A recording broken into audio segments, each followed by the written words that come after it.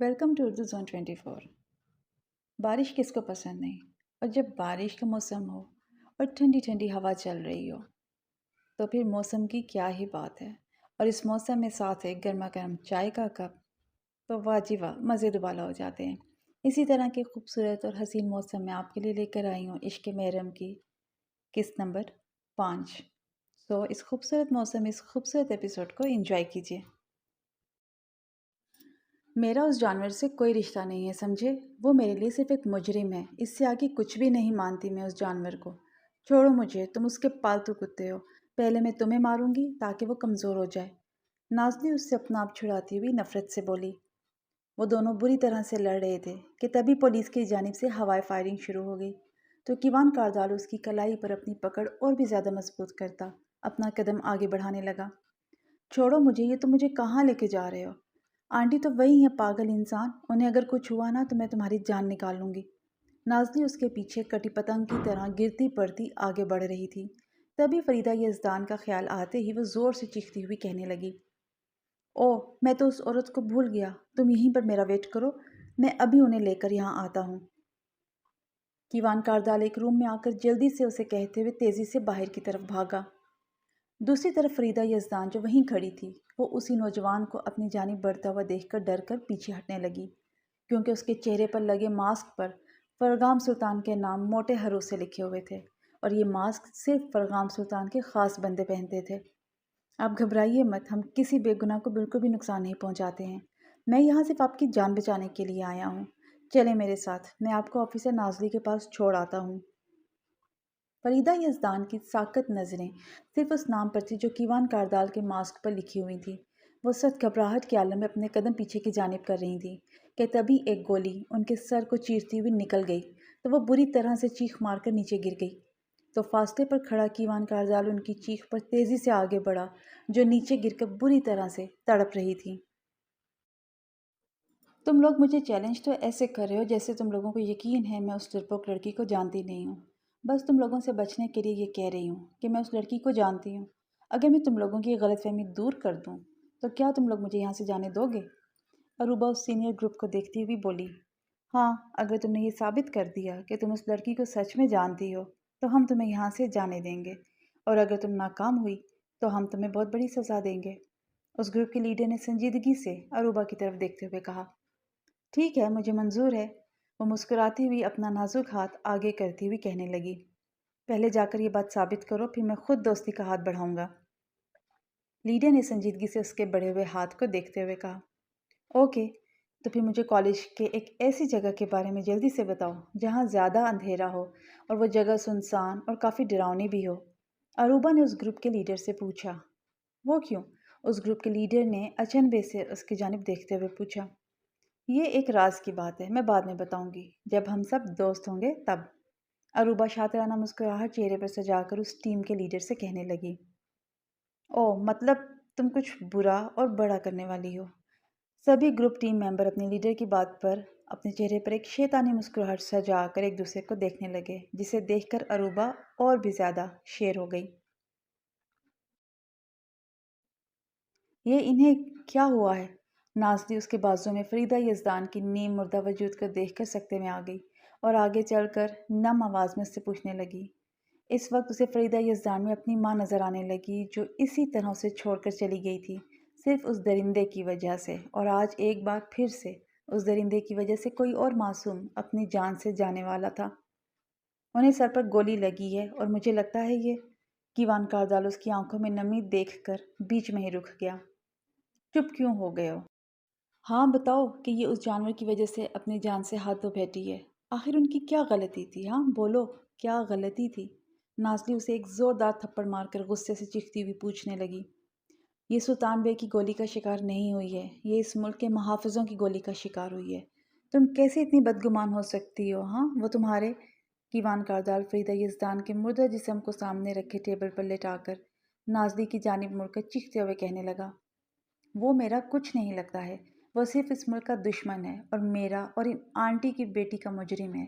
मैं उसे नहीं छोड़ूंगी, मैं उसे जान से मार डालूंगी। नाज़ली ये कहते हुए गुस्से से उस रूम से बाहर निकलने के लिए अपने कदम दरवाजे की तरफ बढ़ाने लगी, تو اسے باہر جاتا ہوا دیکھ کر کیوان کاردال نے ایک ہی جست میں آگے بڑھ کر اسے اپنے گھیرے میں لے لیا۔ آفیسر نازلی، وہ تمہارا بھائی ہے، سگا بھائی۔ تمہارے انکار کرنے سے تمہارا اور بے کا رشتہ کبھی ختم نہیں ہوگا، سمجھی؟ اور اگر تم نے انہیں تکلیف پہنچانے کا سوچا بھی نہ تو میں تمہیں جان سے مار ڈالوں گا۔ کیوان کاردال نے آنکھوں میں غصے کی سرخی لیے سخت لہجے میں اسے وارننگ دیتے ہوئے کہا، نہیں ہے وہ میرا بھائی، وہ صرف میری ماں کا قاتل ہے، میرے بڑے بھائی کا قاتل ہے، وہ ایک خطرناک گنڈا ہے، اس ملک کو برباد کرنے والے میرے کچھ نہیں لگتے ہیں، سنا تم نے؟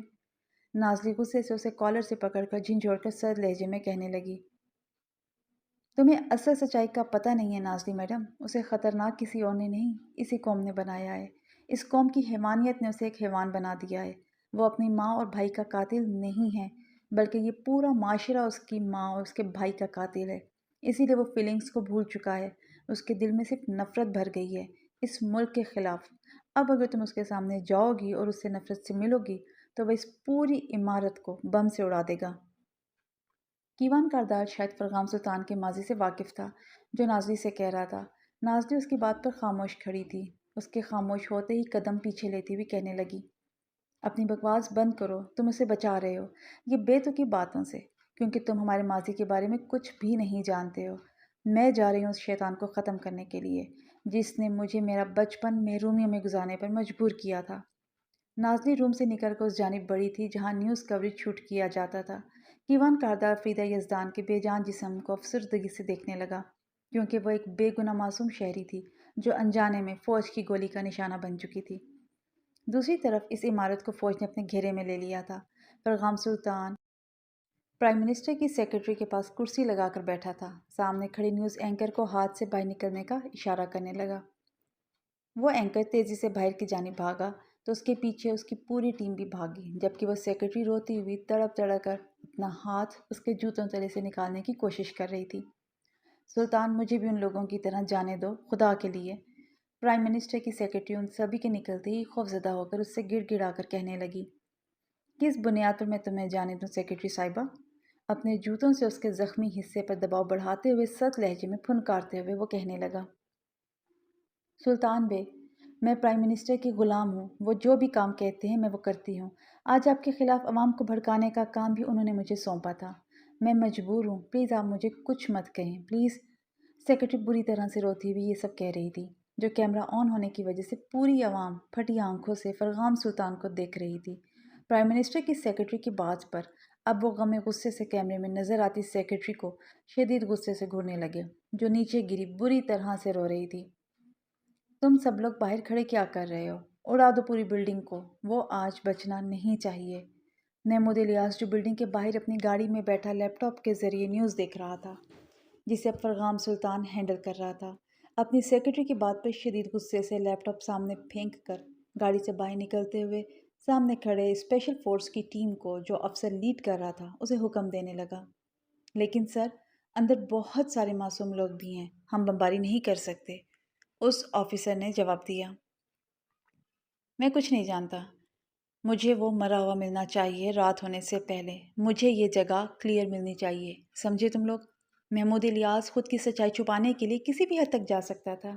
یہ دیکھ کر سامنے کھڑا آفیسر سخت افسوس سے اسے دیکھنے لگا۔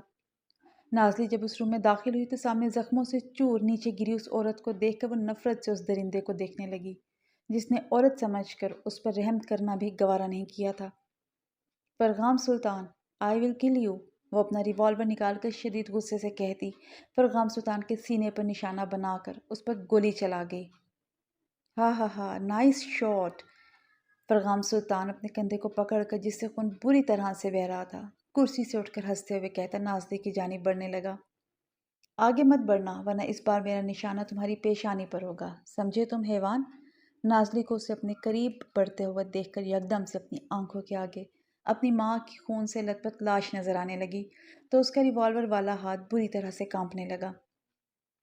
مجھے تمہارے تیور دیکھ کر پتہ چل گیا ہے کہ تم ہی اسپیشل فورسز کی آفیسر نازلی ہو، لیکن اس وقت میں بالکل بھی لڑنے کے موڈ میں نہیں ہوں آفیسر، مجھے امید ہے ہماری ملاقات جلد دوبارہ ہوگی۔ فرغام سلطان اپنے کندھے سے تیزی سے بہتے خون کو دوسرے ہاتھ کی مدد سے زور سے دبا رہا تھا، وہ نازلی کے قریب آ کر اسے زور سے دھکا دے کر باہر کی جانب بڑھ گیا۔ کیا آپ کا آج کالج میں پہلا دن ہے؟ روہین اپنی کلاس ڈھونڈ رہی تھی، تبھی اسے ایک لڑکی نے روکتے ہوئے مسکرا کر پوچھا۔ جی۔ روہین اپنی سبز آنکھوں میں معصومیت لیے اس لڑکی کو دیکھتی ہوئی اٹک کر بولی۔ تو آپ یہاں کیا کر رہی ہیں؟ آپ کی تو کلاس شروع ہونے والی ہے۔ وہ لڑکی کافی دوستانہ انداز میں اس سے کہنے لگی۔ وہ ایکچولی مجھے کلاس نہیں مل رہی۔ روہین ہاتھوں کو آپس میں جوڑتی ہوئی نظریں نیچے جھکا کر شرمندگی سے کہنے لگی۔ ارے آپ شرمندہ کیوں ہو رہی ہیں؟ پہلے دن ایسا تو ہر اسٹوڈنٹ کے ساتھ ہوتا ہے۔ آپ ایک کام کریں، میرے پیچھے آئیں۔ وہ لڑکی آگے بڑھ کر اس کے ہاتھوں پر اپنا ہاتھ رکھ کر اس سے نرمی سے کہنے لگی۔ اوکے۔ روہین تو ہمیشہ سے اتنی معصوم تھی کہ ہر کسی پر بھروسہ کرتی تھی۔ اس لڑکی پر بھی بھروسہ کر کے اس کے پیچھے چلنے لگی۔ آفیسر نازلی، آپ ٹھیک تو ہیں؟ اور یہ بے کہاں ہے؟ کیوان کاردال اس کا پیچھا کرتا جب یہاں پہنچا تو اسے سامنے دیوار سے ٹیک لگائے دیکھ کر وہ گھبرا کر تیزی سے آگے بڑھا اور اسے شانوں سے پکڑ کر بے قراری سے اس کا نام پکارنے لگا۔ وہ ایک بار پھر بھاگنے میں کامیاب ہو گیا۔ نازلی فرغام سلطان کے زور سے دھکا دینے کی وجہ سے دیوار سے بری طرح سے ٹکرانے کی وجہ سے اب بری طرح سے زخمی ہو چکی تھی۔ آخر وہ اپنا کام ادھورا چھوڑ کر کہاں جا سکتے ہیں؟ کیوان کاردال اس کی باتوں کو نظر انداز کرتے ہوئے خود سے کہنے لگا۔ تم لوگوں کو کسی کو قتل کرنا ایک جرم نہیں کام لگتا ہے؟ کیسے بے حس انسان ہو تم لوگ؟ ایک عورت کو بھی تم نے نہیں بخشا۔ نازلی اس کی بڑبڑاہٹ سن کر نفرت سے گراتی ہوئی بولی۔ یہ اس حالت کی خود ذمہ دار ہے۔ کیوان کاردال نے سخت نفرت سے سامنے بری طرح زخمی پرائم منسٹر کی سیکرٹری کو تڑپتے ہوئے شدید غصے سے دیکھتے ہوئے کہا۔ کیوں ایسا کیا کر دیا اس نے جس کی سزا اس نے اس ظالم حیوان نے اس طرح سے دی ہے؟ نازلی اس کے ہاتھوں کو جھٹک کر نفرت سے پوچھنے لگی۔ بے کا نام اپنے باس کے کہنے پر عوام کے سامنے خراب کر رہی تھی۔ یہ غلطی ہے اس کی، اور بے غلطی کرنے والوں کو کبھی نہیں بخشتا، چاہے پھر وہ ایک عورت ہی کیوں نہ ہو۔ کیوان کاردال نے شدید نفرت سے پرائم منسٹر کی سیکرٹری کو گھورتے ہوئے سرد لہجے میں کہا۔ واہ کیا بات ہے! میں تمہاری باتوں پر ہنسوں یا اس عورت کے اوپر تمہارے بے کی حیوانیت پر روں؟ نازلی پیچھے دیوار سے ٹیک لگا کر بیٹھی شدید نفرت سے اسے دیکھتی ہوئی بولی۔ وہ بے حس ہے لیکن حیوان نہیں ہے۔ اس کی فیلنگز کو تم لوگوں کے باپ نے اپنی حیوانیت کی وجہ سے اس سے چھینا تھا۔ تم ساری سچائی سے بے خبر ہو تو مہربانی کر کے ان کو نقصان پہنچانے سے پہلے جا کر اپنی فیملی کے بارے میں معلوم کرو کہ تم کس فیملی سے بلانگ کرتی ہو۔ اگر تمہیں اپنی فیملی کی سچائی کے بارے میں جاننا ہے تو کل مجھے اس نمبر پر کال ملا دینا، میں تمہارے فلیٹ پر آ جاؤں گا۔ فی الحال میرا اس وقت یہاں سے نکل کر تمہارے ظالم بھائی کو ڈھونڈنا ہے، کیونکہ وہ آج پہلی بار اپنے مقصد میں ناکام ہو کر اس جگہ سے باہر نکلا ہے۔ مجھے ڈر ہے کہ وہ کسی پر اپنا غصہ نہ نکال دے۔ تم ان آنٹی کی ڈیڈ باڈی کے ساتھ باہر نکلو گی، کیونکہ میں ان کا ادھورا کام پورا کر کے تبھی نکلوں گا۔ اسے باہوں میں اٹھا کر باہر لے جاتے ہوئے اس سنجیدگی سے کہنے لگا۔ نازلی اس کی پراسرار باتوں پر خاموشی سے صرف اس کی جانب دیکھنے لگی۔ تم کیوں مسلسل 3 دن سے میری آنکھیں بند کرنے پر چلی آتی ہو، مجھے اریٹیٹ کرنے؟ اب اس وقت آ کر تم مجھے چین سے مرنے بھی نہیں دو گی؟ اب تو مجھے بہت افسوس ہو رہا ہے کہ میں نے کیوں تمہیں اس دن جان سے نہیں مارا تھا۔ اگر میں نے تمہیں مارا ہوتا نا تو تم آج مجھے اس طرح اریٹیٹ نہ کر رہی ہوتی۔ اس وقت ایک کالج کی پچھلی سائٹ پر جو کئی سالوں سے بند پڑی ہوئی تھی، وہ ایک خستہ حال کمرے میں ٹوٹی کرسی پر بیٹھا اپنا سر پشت سے لگائے ہوئے تھا کہ تبھی معمول کی طرح جب اس نے اپنی آنکھیں بند کی تو وہ لڑکی اپنی تمام تر معصومیت کے ساتھ نمودار ہو گئی۔ ایک تو وہ آج پہلی بار کسی کی وجہ سے ہارا تھا، اوپر سے اب وہ لڑکی اس وقت آ کر اس کے غصے کو اور بھی زیادہ بڑھا رہی تھی۔ وہ جب بھی اپنی آنکھیں بند کرتا تو وہ اس کی بند آنکھوں کے آگے آ کر کھڑی ہو جاتی۔ تیسری بار جب اس کے ساتھ ایسا ہوا تو وہ غصے سے اس کرسی سے اٹھا اور کرسی کو ٹھوکر مار کر زور سے چیخا۔ کاش تم اس وقت میرے سامنے ہوتی تو میں تمہیں جان سے مار دیتا، وہ غصے سے اس روم کے دروازے کی جانب بڑھتے ہوئے کہنے لگا۔ تبھی ایک دم سے کسی نے آ کر اس روم کا دروازہ کھولا تو وہ تیزی سے پیچھے ہٹا، مگر روم میں اندھیرا ہونے کی وجہ سے وہ آنے والوں کو صحیح سے دیکھ نہیں پایا۔ ہاں، ان کی آواز سے اسے پتہ ضرور چل گیا تھا کہ آنے والی لڑکیاں ہیں۔ ایک لڑکی کی آواز اسے روہین کی آواز کی طرح لگی، جسے سن کر اسے شدت سے اپنا دل تیزی سے دھڑکتا ہوا محسوس ہوا، تو وہ اپنے دل پر ہاتھ رکھ کر توجہ سے اس کی آواز سننے لگا، جو کافی سہمی ہوئی لگ رہی تھی۔ جبکہ دوسری لڑکی کی آواز سے اسے پتہ چلا کہ وہ ایک شاطر اور ماسٹر مائنڈ لڑکی ہے۔ جس لڑکی کو تکلیف پہنچانے والی ہے، جس کی وجہ سے وہ پورے 3 دن بے چینی سے گزار رہا تھا۔ جس لڑکی کو وہ نقصان نہیں پہنچا سکا تھا تو کوئی اس کی موجودگی میں کیسے اسے نقصان پہنچانے کا سوچ سکتا ہے؟ یہ سوچ کے شدید غصے سے اس کی آنکھیں جلنے لگیں اور وہ مٹھیاں کسنے لگا۔ یہاں اتنا اندھیرا کیوں ہے اور یہاں اسٹوڈنٹس کیوں نظر نہیں آ رہے؟ آپ مجھے کہاں لے کر آئی ہیں؟ وہ لڑکی روہین کو کالج کے اس ایریا میں لے کر آئی تھی جو کئی سالوں سے بند پڑا تھا۔ روہین نے وہاں مکمل اندھیرا دیکھ کر سخت گھبراتے ہوئے اس لڑکی سے پوچھا، یہ جگہ تمہارے لیے پرفیکٹ ہے کیونکہ کالج کے اس ایریا میں نے سنا ہے بہت جینیس پروفیسر پڑھاتے ہیں۔ وہ لڑکی اس کی نازک کلائی پکڑ کے مسکراتی ہوئی کہنے لگی، کیا سچ میں یہاں جینیس پروفیسر پڑھاتے ہیں؟ وہ لڑکی اب اس کی معصومیت پر سخت غصے سے اپنے دل میں اسے بری بری گالیاں دینے لگی، مگر بظاہر وہ مسکراتی ہوئی سر ہاں میں ہلانے لگی۔ ہاں، اس ایریا کے بارے میں صرف مجھے اور میری گروپ ٹیم کو پتہ ہے، تم اندر جاؤ، میں بھی تھوڑی دیر میں اپنی گروپ ٹیم کے ساتھ آتی ہوں۔ وہ لڑکی اسے دروازے کے اندر کرتی بولی تو روہین مڑی، تبھی اس لڑکی نے تیزی سے دروازہ بند کر دیا اور زور زور سے ہنسنے لگی۔ کام ہو گیا؟ روہین ایک دم سے وہاں اندھیرا دیکھ کر جھٹکے سے اپنی آنکھیں بند کرتی آگے بڑھی اور روتی ہوئی دروازہ کھولنے کی کوشش کرنے لگی، لیکن باہر سے آتی آواز پہ اس کے ہاتھ ساکت ہو کر نیچے ہو گئے۔ ہاں ہو گیا، سچ میں تم نے جو اس کے بارے میں کہا تھا یہ ویسی ہی ہے، ایک نمبر کی ٹرسٹ کرنے والی اور ایکسٹرا معصوم پلس ڈرپوک، میری ہارٹ بیٹ کو تیز کرنے والی میری سویٹ گرل۔ یہ بھی کیا اتفاق ہے نا، میں بھی تمہیں ہی یاد کر رہا تھا۔ روہین ساکت کھڑی باہر سے آتی باتیں سن رہی تھی، تبھی کسی نے پیچھے سے آ کر اچانک سے اسے اپنی آغوش میں بھر کر اسے ٹائٹلی ہگ کیا اور اس کی گردن پر اپنا چہرہ رکھ کر نرمی سے اس کی کان کی لوؤں کو بائٹ کرتا اپنی آواز سے اس کی ساری توجہ باہر کھڑی اروبا اور اس ٹیم کے لوگوں سے ہٹا کر اپنی جانب کرا گیا۔ آپ؟ روہین اس آواز کو کیسے بھول سکتی تھی جس کی وجہ سے وہ اب بھی راتوں کو اٹھ کر بری طرح سے ڈر کر ساری رات جاگ کر گزارتی ہے، اور آج پورے 3 دن بعد وہ اسے ایک بار پھر سے اپنے سامنے اپنے بے حد قریب دیکھ کر ڈر کے مارے بے ہوش ہو کر سیدھا جا کر اس کی مضبوط باہوں کے گھیرے میں جا گری۔ سویٹ گرل، تم اٹھ گئی؟ تمہیں پتہ ہے تم وہ پہلی خوش نصیب انسان ہو جسے ڈیول نے مارنے کے بجائے بچایا ہے۔ روہین کی آنکھیں جب کھلیں تو وہ خود کو کالج کے بجائے ایک آرام دہ بستر پر دیکھ کر سٹ پٹا کر تیزی سے اٹھ بیٹھی، تبھی اس گھمبیر آواز نے اس کا چین پوری طرح سے چھین لیا۔ آپ یہ کہاں لے کر آئے ہیں مجھے؟ روہین سامنے صوفے پر، یہاں آؤ میرے پاس سویٹ گرل۔ کالج یونیفارم میں ملبوس بیڈ پر بیٹھی وہ سر نیچے جھکا گئی کیونکہ وہ کچھ دور فاصلے پر رکھے صوفے پر اس سیاہ کپڑوں میں ملبوس شخص کو، جس کا چہرہ ماسک کی وجہ سے چھپا ہوا تھا، دیکھنا نہیں چاہتی تھی۔ تبھی اس کی دہشت طاری کرتے لہجے پر وہ اپنا سر اوپر اٹھا کر اسے دیکھنے لگی جو ہاتھ کے اشارے سے اسے اپنی طرف بلا رہا تھا۔ نہیں، وہ اپنا سر اسی طرح اوپر اٹھائے نفی میں سر ہلانے لگی تو اس کی سبزی مائل خوبصورت روئی روئی آنکھوں کو دیکھ کر وہ ساکت ہو کر رہ گیا۔ اسے ابھی ایسا لگا کہ اگر اس نے اس پر سے اپنی نظریں نہیں ہٹائی تو یہ خوبصورت آنکھیں اس کی کمزوری بن جائیں گی۔ وہ خود کو ایسی ہی کمزوریوں سے بچانا چاہتا تھا، مگر وہ اس وقت خود کو اس کمزوری کے جال میں پھنستا ہوا شدت سے محسوس کر رہا تھا۔ ڈرو مت سویٹ ہارٹ، میں اپنی جان کو کچھ نہیں کروں گا، یہاں آؤ اور ناشتہ کرو۔ جن آنکھوں میں دوسروں کے لیے صرف درندگی جھلکتی تھی ان میں آج سامنے بیڈ پر بیٹھی چھوئی موئی سی نازک لڑکی کے لیے نرمی جھلک رہی تھی۔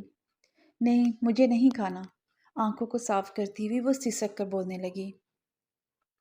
یقین کرو جانا، اگر تم اچھے بچوں کی طرح ناشتہ نہیں کرو گی میں تمہارے پورے کالج کو آگ لگانے کے لیے حکم دوں گا۔ اپنے بندوں کو اور فرغام سلطان کی بات ماننا ان کے لیے بہت اہم ہے اور حکم پر عمل کرنا ان کا فرض۔ اس کی سرسراتی آواز پر وہ سخت گھبرا کر تیزی سے آگے بڑھی اور دوسرے صوفے پر بیٹھ کر جلدی جلدی سے ناشتہ کرنے لگی، اور اسے اس طرح ناشتہ کرتا ہوا دیکھ کر وہ مسکرا دیا۔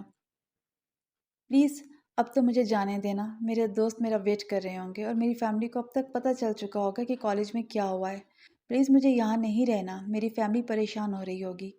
2 لقمے لینے کے بعد وہ نم آنکھوں کو اوپر اٹھا کر اپنے ہاتھ جوڑ کر کہنے لگی، لیکن مقابل کی عقاب جیسی نظریں اس کی گوری کلائی پر پڑی تو وہ غصے سے پاگل ہو کر صوفے سے اٹھا۔ سویٹی، یہ کس نے کیا ہے؟